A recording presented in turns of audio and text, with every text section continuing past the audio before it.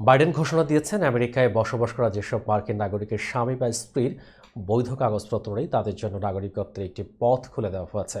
সাবেক president Donald ট্রাম্পের গণহারে প্রত্যাবর্তন পরিকল্পনার সম্পূর্ণ উল্টো পদক্ষেপ এটি।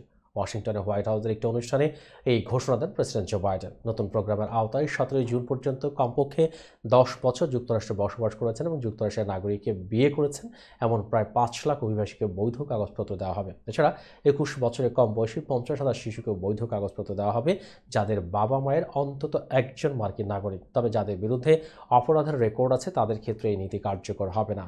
নির্বাচনের বছর এসে বাইডেন এমন ঘোষণা দিলেন। একই সঙ্গে তিনি ট্রাম্পের নীতি ও অভিবাসী পরিবারগুলোর প্রতি অবমাননাকর ভাষা ব্যবহারের সমালোচনা করেন।